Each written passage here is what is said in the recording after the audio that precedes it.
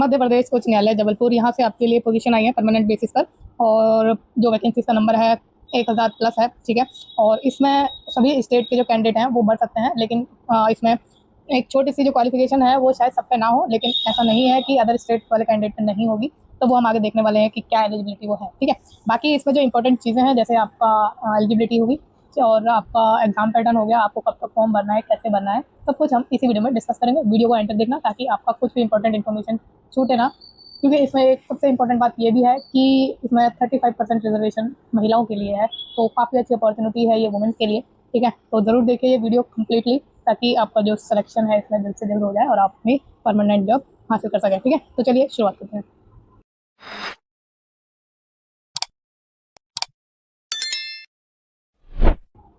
तो आपका जो क्या है, इसमें ऑनलाइन जो आपको एप्लीकेशन फॉर्म है वो स्टार्ट हो चुके हैं 17 अगस्त से ही 12 बजे से, और कब तक भरने हैं आपको, वो भरने आपको 15 सितंबर शाम 5 बजे तक, ठीक है। बाकी करेक्शन के लिए ये आपको विंडो खोलेंगे, जो कि 19 सितंबर से खोलेंगे 12 बजे से, और कब तक खुली रहेंगी ये विंडोज़, 21 सितंबर तक खुली रहेंगी शाम 5 बजे तक।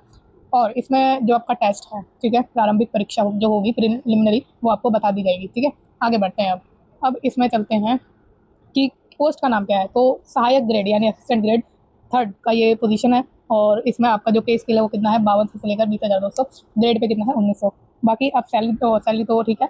हम जो वैकेंसीज का नंबर देखें तो वैकेंसीज का नंबर काफ़ी अच्छा है, 1174। तो अगर आप एलिजिबल हैं इसमें तो डेफिनेटली अप्लाई जरूर करिएगा, हम एलिजिबिलिटी आगे अभी चेक करेंगे, ठीक है। बाकी जो मैंने आपको बोला है कि 35% इसमें रिजर्वेशन दिया जा रहा है महिलाओं के लिए, तो ये आप देख सकते हैं यहाँ पे आपको सामने स्क्रीन पर दिख रहा होगा, ठीक है। आगे बढ़ते हैं, अब आते हैं आपकी शैक्षणिक एवं तकनीकी एलिजिबिलिटी पर। और इसमें मांगा क्या है, ग्रेजुएशन मांगी है आपसे किसी भी डिसिप्लिन से और किसी भी यूनिवर्सिटी से, ठीक है।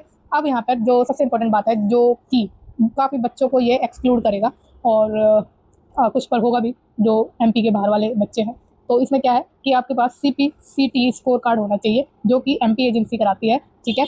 और ये जो है अगर आपने किसी और एजेंसी से, इंस्टीट्यूशन से भी किया है, लेकिन वो आपका एमपी गवर्नमेंट द्वारा रिकॉग्नाइज होना चाहिए, ठीक है। तो ये बात बहुत इंपॉर्टेंट है। अब ये CPCT है क्या, ये CPCT आपका कंप्यूटर प्रोफिशिएंसी सर्टिफिकेशन टेस्ट है। इसमें क्या टेस्ट होता है, इसमें टेस्ट होता है आपका जो कंप्यूटर है बेसिक्स उसका टेस्ट होता है, साथ में टाइपिंग का टेस्ट होता है, हिंदी एंड इंग्लिश। और ये जो सर्टिफिकेट है ये आपका 7 साल के लिए वैलिड रहता है, ठीक है, 7 साल के लिए ये वैलिड रहता है। अगर आपका स्कोर इसमें अच्छा खासा है तो वो आपके सिलेक्शन के लिए ये कंसिडर किया जाता है।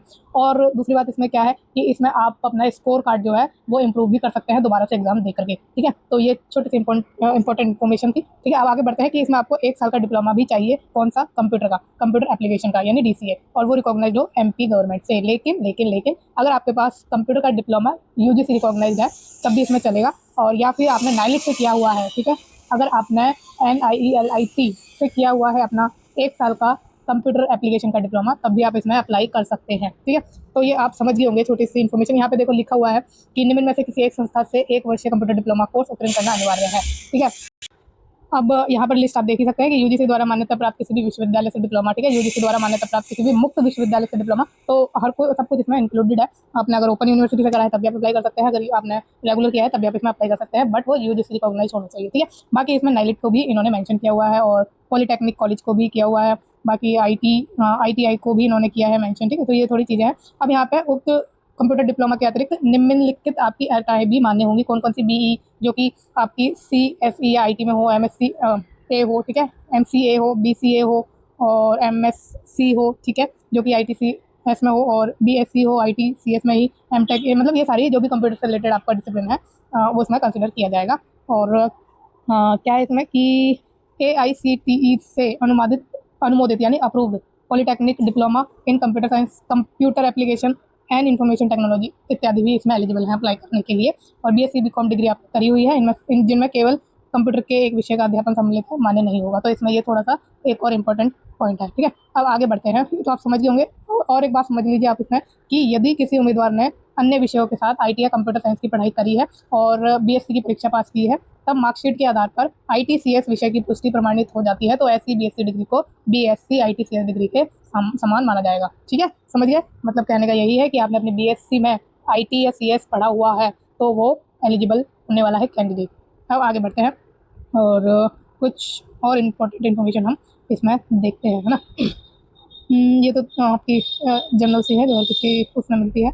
अब अन्य आवश्यक अर्हताएं और जानकारी, तो इसमें आपको मैं एक चीज़ और दिखाना है आपको कि इसमें दूसरे स्टेट के भी भर सकते हैं, तो वो मैं आपको दिखा दूँ ताकि आपका भी डाउट जो है कोई ना रहे, है ना। कहाँ पर है वो, लेकिन ओके अभी चेक करते हैं। हाँ, तो यहाँ पर आते हैं, तो इसमें आपको सामने लाइन दिख रही होगी कि मध्य प्रदेश के अलावा किसी अन्य राज्य के ओबीसी, एससी, एसटी एवं ईडब्ल्यूएस श्रेणी के उम्मीदवारों को अनारक्षित श्रेणी के उम्मीदवार माना जाएगा और उन्हें उसी के अनुसार आवेदन करना होगा। ठीक है, तो इसका मतलब ये है कि अगर आप अपने अपने स्टेट में किसी कैटेगरी में आते हैं, लेकिन आप मध्य प्रदेश के स्टेट में ये वैकेंसी भरना चाहते हैं या इसमें आपको अप्लाई करना है, तो इसमें आपको एज ए जनरल कैटेगरी यानी अनरिजर्व कैटेगरी काउंट किया जाएगा। ठीक है, तो यही इसमें चीज़ इंपॉर्टेंट है। और मध्य प्रदेश के अलावा किसी अन्य राज्य के दिव्यांग उम्मीदवार वही चीज़ के आवेदन करेंगे, है ना। तो दूसरे स्टेट के कैंडिडेट इसमें अनरिजर्व ही माने जाएंगे, तो ये आपके लिए इंपॉर्टेंट है। अब मध्य प्रदेश के बाहर के सभी अभ्यर्थी आवेदन पत्र में अपनी श्रेणी अनारक्षित भरेंगे और अनारक्षित वर्ग के रिक्तों पर ही आवेदन प्रस्तुत करेंगे। तो आप समझ गए होंगे कि इसमें आप एलिजिबल तो हैं, मतलब अगर आप एमपी स्टेट में नहीं रहते हैं तो आप इसमें एलिजिबल तो हैं, लेकिन आपको अनरिजर्व के रूप में काउंट किया जाएगा। और एक आपको जो कंप्यूटर सर्टिफिकेट है जो मैंने आपको बताया वो होना भी ज़रूरी है ना। तो आपको अब इसमें समझ आ गया होगा। अब आगे बढ़ते हैं। चयन प्रक्रिया में आपका क्या होने वाला है कि आपको प्री देना है और साथ में मेंस देना है। मेंस में आपका कंप्यूटर टेस्ट है, कंप्यूटर टेस्ट यानी टाइपिंग टेस्ट है, और फिर आपका डॉक्यूमेंट वेरिफिकेशन है। बस इतना सा ही है, हम देख लेते हैं अभी आगे। उससे पहले एज लिमिट को भी देख लेते हैं, आई गया तो जो आपकी एज लिमिट है एमपी के अनरिजर्व और अन्य राज्य के पुरुष आवेदक जो है, ठीक है, उनकी 40 साल है। और जो एमपी राज्य के पुरुष आवेदक है ईडब्ल्यूएस कैटेगरी के, उनके भी 40 साल है। जो एमपी राज्य के पुरुष एवं महिलाएं आवेदक है जो कि ओबीसी और एससी एसटी है, उनकी 45 साल है एज लिमिट। और जो मध्य प्रदेश के शासकीय निगम मंडल जो भी ये है संस्था के कर्मचारी, उनकी 45 साल है ना। तो मध्य प्रदेश एवं अन्य राज्य की सभी महिलाएं व सभी दिव्यांग अभ्यर्थी, उनके लिए 45 साल की एज लिमिट रखी गई है।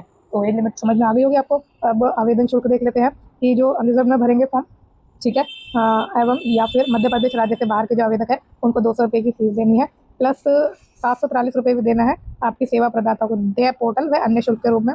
और योग है टोटल, यानी टोटल आपका कितना अमाउंट जाएगा, 943 रुपये। ठीक है, बाकी ओबीसी एससी एसटी जो भी है मध्य प्रदेश के, उनको सिर्फ और सिर्फ ये बी वाली ही देनी है 743 रुपये, तो टोटल भी 743 रुपये ही है।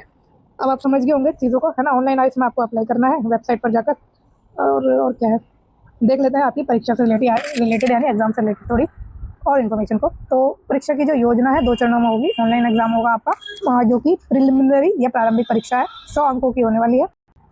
और आपकी हिंदी टाइपिंग होगी जो कि 50 मार्क्स की होगी। ठीक है, और जो एडमिट कार्ड है वो आपको वेबसाइट पर मिल जाएंगे, हाईकोर्ट एमपी हाईकोर्ट की।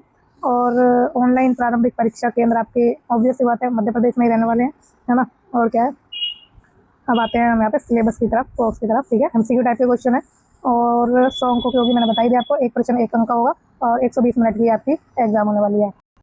एग्जाम के कंपोनेंट देखें तो जीके जीएस होगा, इंक्लूडिंग जीके ऑफ एमपी, यानी जीके जीएस भी होगा और जो एमपी का जीके है वो भी पूछा जाएगा। इसके टोटल 20 क्वेश्चन होंगे और मीडियम हिंदी इंग्लिश दोनों है। मैथ एंड लॉजिकल रीजनिंग होगी, 20 क्वेश्चन 20 मार्क्स के होंगे दोनों लैंग्वेजेज में।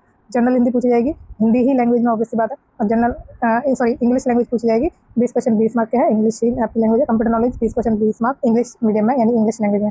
ठीक है, तो सबके 20 क्वेश्चन 20 मार्क है और आपके टोटल मार्क कितना है, 100 मार्क का पेपर है। और 100 किसका है, 100 क्वेश्चन का। फिर 2 घंटे का पेपर रहने वाला है आपका, है ना। और क्या है, और आगे बढ़ते हैं। परीक्षा हेतु आवश्यक जानकारियाँ हैं। परीक्षा के अंदर नियत तिथि समय, ये तो जनरल आपके उसमें भी दिया जाएगा एडमिट कार्ड पर, है ना, जो कि सबको पता ही है कि कुछ भी लेके नहीं जाना, गैजेट वगैरह ये सब हो तो पता ही आपको, है ना। अब ये टाइपिंग स्पीड आपकी टेस्ट होगा हिंदी का ही। अब इसमें फ़ॉन्ट आपका अलग है, ठीक है, कृतिदेव या मंगल फ़ॉन्ट नहीं है इसमें। आपका फ़ॉन्ट कौन सा लगने वाला है, रेमिंगटन है वैसे, ठीक है, तो वो वाला है। एक बार देख लूँ मैं, कहाँ लिखा है, तो अभी आएगा तो हम देख लेंगे, ठीक है। और अगर नहीं भी आया तो भी आपको बता ही दिया है मैंने, हाँ। टाइपिंग की कौशल 50 अंकों का होने वाला है। और क्या है इसमें सब्जेक्ट वगैरह वही है, ठीक है। 350 वर्ड अप्रॉक्स आपको टाइप करने ही करने हैं और 50 मार्क का है, 10 मिनट का टेस्ट होने वाला है आपका, है ना।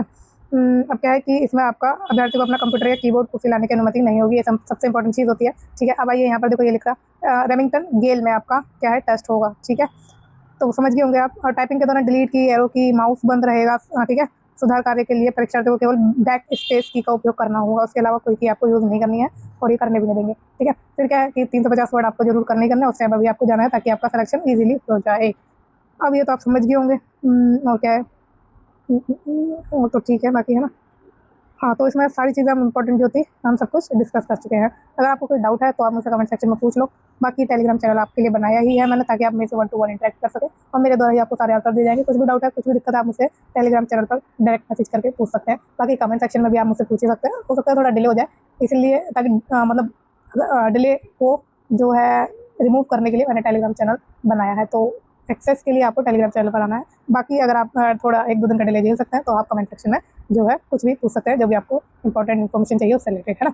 तो वीडियो कैसी लगी है मुझे कमेंट सेक्शन में जरूर बताना। अच्छी लगे तो लाइक कर देना, कमेंट कर देना और इस चैनल को प्लीज़ लाइक, शेयर और सब्सक्राइब भी जरूर करना। लाइक तो नहीं किया जा सकता, बट शेयर कर देना और सब्सक्राइब कर देना, ताकि आपके पास सारी जो आपकी इंपॉर्टेंट वीडियोज़ हैं, जो भी रिक्रूटमेंट की लेटेस्ट आपकी नोटिफिकेशन है वो आपको मिलती रहे, ठीक है। और आप जल्दी से अप्लाई करें और जल्दी से अपना selection. Thank you so much for watching. Bye bye, all the best.